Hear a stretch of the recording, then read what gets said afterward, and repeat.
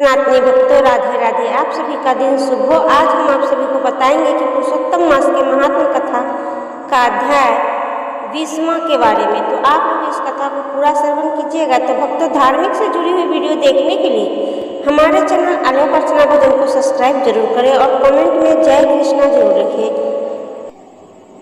आज सुनेंगे अधिक मास 20वीं की पवित्र कथा। इससे पहले आप हमारे चैनल पर अधिक मास के पिछले अध्याय की पवित्र कथा सुनी थी। उसी पावन कथा के क्रम में आज हम एक अत्यंत मार्मिक और हृदय को स्पर्श करने वाला प्रसंग सुनेंगे, जिसमें धनुधर अर्जुन ने स्वयं भगवान श्री कृष्ण से एक ऐसा प्रश्न किया जो केवल एक साधारण जिज्ञासा नहीं थी, बल्कि धर्म, भक्ति और पुरुषोत्तम मास के गढ़ रहस्य को समझने का माध्यम था। भक्तों, कुरुक्षेत्र का महायुद्ध समाप्त हो चुका था, धर्म की स्थापना हो चुकी थी, हस्तिनापुर में शांति का वातावरण था। एक दिन अर्जुन श्री कृष्ण के साथ यमुना तट पर बैठे थे। संध्या का समय था, आकाश में सूरज अपनी अंतिम किरणें बिखेर रहा था, मंद मंद वायु बह रही थी और वातावरण में एक अद्भुत दिव्यता प्राप्त थी। उसी समय अर्जुन ने भगवान श्री कृष्ण के चरणों में प्रणाम करके कहा, हे पुरुषोत्तम प्रभु, आपके मुझे अनेक धर्म रहस्य बताए हैं, अपने दान, तप, जप, यज्ञ, व्रत और तीर्थों के महात्म सुनाए हैं, किंतु मेरे मन में एक जिज्ञासा बार बार उठती है कि अधिक मास में अनेक भक्त पूरी रात्रि जागरण करते हैं। वे हरि नाम का कीर्तन करते हैं, दीप जलाते हैं, गीता का पाठ करते हैं और रात्रि भर भगवान का स्मरण करते हैं। हे माधव, इस रात्रि जागरण का रहस्य क्या है? केवल जागते रहना ही इसका फल देता है, अथवा इसके पीछे कोई गहन आध्यात्मिक कारण भी है? भगवान श्री कृष्ण मुस्कुराए। उन्होंने अर्जुन की ओर प्रेम से देखा और बोले, पार्थ, तुमने अत्यंत उत्तम प्रश्न पूछा है। अधिक मास में किया गया रात्रि जागरण केवल शरीर को जगाए रखना नहीं, यह तो आत्मा को जगाने का साधन है। जब संसार मोह की निद्रा में सोया रहता है, तब जो भक्त भगवान के स्मरण में जागता है, उसके भीतर का ज्ञान धीरे धीरे समाप्त होने लगता है। इस सत्य को समझने के लिए मैं तुम्हें एक प्राचीन घटना सुनाता हूँ, जिसका वर्णन पुराणों में आता है। इस कथा को सुनकर तुम्हें ज्ञात होगा कि अधिक मास में रात्रि जागरण का वास्तविक महत्व क्या है। इतना कहकर भगवान श्री कृष्ण कहने लगे, कथा, बहुत समय पहले एक पवित्र नगर में एक ब्राह्मण रहता था। वह वेदों का ज्ञाता था, किंतु उसका जीवन अत्यंत साधारण था। धन की दृष्टि से वह समृद्ध नहीं था, परंतु भगवान विष्णु की भक्ति उसका सबसे बड़ा धन थी।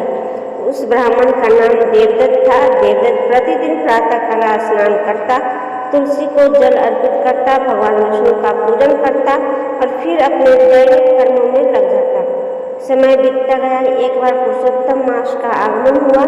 नगर में अत्यंत संत और विद्वान अधिक मास का महत्व सुना रहे थे। सभी लोग स्नान, दान, तप को व्रत में लगे हुए थे। देवदत्त भी एक दिन एक संत के पास पूछा। संत ने कहा, हे ब्राह्मण, पुरुषोत्तम मास समस्त महीनों में श्रेष्ठ है।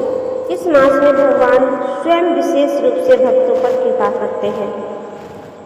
जो इस मास में हरि नाम का कीर्तन करता है, दीपदान करता है, गौ सेवा करता है, ब्राह्मण सेवा करता है और रात्रि जागरण करता है, उसके अनेक जन्मों को दोष नष्ट हो जाते हैं।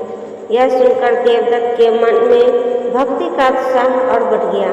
उसने निश्चय किया कि पूरे अधिक मास में वह अपनी समर्थ के अनुसार भगवान की सेवा करेगा। भक्तों, आप समझ रहे हैं कि सच्ची भक्ति धन से नहीं होती, भक्ति तो भाव से होती है। देवदत्त के पास धन नहीं थी, लेकिन उसके पास श्रद्धा थी और भगवान को श्रद्धा ही प्रिय है। अधिक मास के प्रारंभ से ही वह प्रतिदिन नदी में स्नान करता, तुलसी दल अर्पित करता, गीता का पाठ करता, संध्या समय मंदिर में जाकर दीप जलाता, रात्रि में वह हरि नाम का जप करता। ऐसे ही कुछ दिन बीत गए। एक दिन नगर में एक वृद्ध साधु आया। उसके मुख पर तेज था, आंखों में करुणा थी, लोग उन्हें बड़े सम्मान से सुनते थे।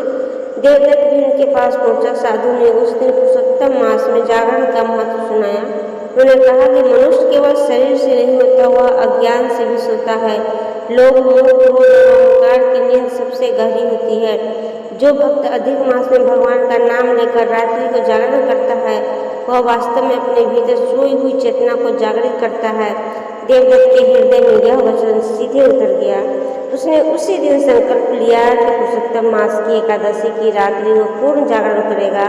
दिन बीतते गए, एकादशी का दिन आया। प्रातःकाल उसने पवित्र स्नान किया, भगवान विष्णु का पूजन किया, तुलसी सेवा की, ब्राह्मणों को यथाशक्ति अन्नदान किया, गौ माता को हरा चटा खिलाया। संध्या के समय मंदिर में अनेक भक्त एकत्रित हुए। दीपों की पंक्तियां जगमगा रही थी, हरि नाम का कीर्तन हो रहा था, वातावरण अत्यंत पवित्र था। देवदत्त भी उसी भक्ति में डूब गया।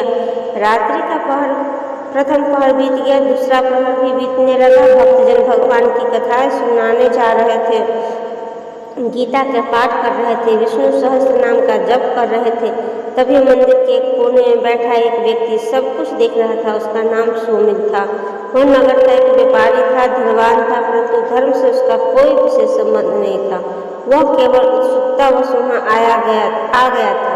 उसके मन में श्रद्धा भी नहीं थी, केवल जिज्ञासा थी। लेकिन भक्तों, भगवान की लीला अद्भुत होती है। कभी कभी मनुष्य किसी और के कारण से भगवान के द्वार पर आ जाते हैं और लौटते समय उसका जीवन ही बदल जाता है। सोमिल भी उस रात्रि मंदिर में बैठा था। वह देखता रहा कि किस प्रकार साधु लोग भी भगवान के नाम में आनंदित हो रहे हैं। उसके चेहरे पर शांति थी, उनकी आंखों में भक्ति थी और उसके भीतर कहीं एक प्रश्न जन्म लेने लगा, कैसी प्रसन्नता है जो धन से नहीं खरीदी जा सकती, यानी कि उसके हृदय में परिवर्तन का बीज अंकुरित होने लगा। उधर देवदत्त पूरी श्रद्धा से जागरण कर रहा था।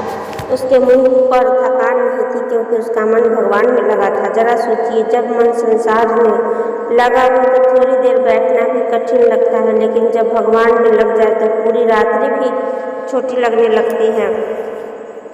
रात्रि को गहरी होने लगी। मंदिर में हरि नाम की ध्वनि गूंज रही थी और उसी पावन वातावरण में एक ऐसी घटना घटने लगी थी जो न केवल देवदूत के जीवन को बदलने वाली थी, बल्कि सोमिल के हृदय में भी भक्ति की ज्योति प्रज्वलित करने वाली थी। भगवान श्री कृष्ण अर्जुन से कहने लगे, पार्थ, वह साधन है जहाँ से जागरण वास्तविक रहस्यमय प्रकट होता है, क्योंकि उस रात्रि में केवल देवदूत ही नहीं जाग रहा है, बल्कि एक और आत्मा ज्ञान की निद्रा से जागने वाली है। भक्तों, कथा यह प्रसंग अत्यंत गूढ़ है, क्योंकि पुरुषोत्तम मास का जागरण केवल आंखों का जागरण नहीं बल्कि आत्मा का जागरण है। और इस एकादशी की पवित्र पावन रात्रि में भगवान स्वयं अपने दो भक्तों को जीवन में अद्भुत परिवर्तन की भूमिका रच रहे थे। भगवान श्री कृष्ण से कहने लगे, पार्थ, उस एकादशी की रात्रि मंदिर के भीतर जो कुछ घटित हुआ वह अधिक मास के जागरण के वास्तव रहस्य प्रकट करता है। मनुष्य सोचता है कि जागरण केवल रात भर का सोने का नाम है, परंतु वास्तव में जागरण का अर्थ है कि अपने भीतर सोई शक्तियों और भक्ति को जगाना, अपने हृदय में छिपे हुए भगवान के स्मरण को जागृत करना। भक्तों, उस समय मंदिर में हरि नाम कीर्तन निरंतर चल रहा था। कोई भगवान के गुणों का गान कर रहा था तो कोई विष्णु भगवान का सहस्त्र नाम का पाठ कर रहा था तो कोई पुरुषोत्तम भगवान की महिमा सुन रहा था। देवदूत पूरी तन मन से भगवान के चरणों में ध्यान लगाकर रहा था। उधर व्यापारी सोमिल भी वहीं बैठा हुआ। उसने पहले कभी रात्रि नहीं देखी थी। उसके लिए तो रात्रि का अर्थ था व्यापार की चिंता, धन की गणना और अगले दिन लाभ हानि के विचार। लेकिन उस दिन कुछ और ही था। बार बार भक्तों को मुखमंडल को देखता उसके चेहरे पर ऐसी शांति थी जो उसके अपने विशाल भगवानों पर कभी प्राप्त नहीं हुई थी। वह मन ही मन सोचने लगा, मेरे पास धन है, वैभव है, सेवक है, सम्मान है, फिर भी मेरे मन में संतोष नहीं था। यह लोग इतने साधारण होकर भी इतने प्रसन्न क्यों हैं? भक्तों, यह क्षण होता है भगवान किसी मनुष्य के हृदय का द्वार धीरे धीरे खोलते हैं। संसार का सबसे बड़ा परिवर्तन बाहर से नहीं बल्कि भीतर से प्रारंभ होता है। रात्रि तृतीय पहर भी प्रारंभ हो चुका था। एक संत वृद्ध कथा सुना रहे थे। उन्होंने कहा, मनुष्य संसार में आकर अनेक प्रकार के संग्रह करता है। कोई धन एकत्र करता है तो कोई भूमि, कोई प्रतिष्ठा, परंतु मृत्यु के समय इसमें से कुछ भी साथ नहीं जाता। साथ जाता है केवल भगवान का नाम, सेवा और भक्ति के। यह सुनते ही सोमिल का हृदय कांप उठा।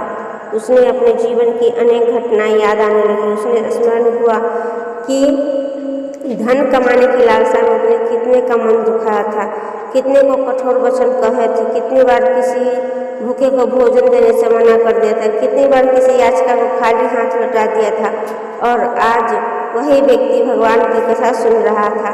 अपने भक्तों को आप समझ रहे हैं, पुरुषोत्तम मास का प्रभाव यही है। यह केवल कर्मों का नहीं, विचारों का भी है, शुद्धिकरण करता है। इसी समय मंदिर में बैठे एक वैष्णव ने श्रीमद् भागवत गीता का प्रारंभ किया। आगे की कथा में इसकी पाठ सुनाई जाएगी। बने रहिएगा हमारे चैनल पर।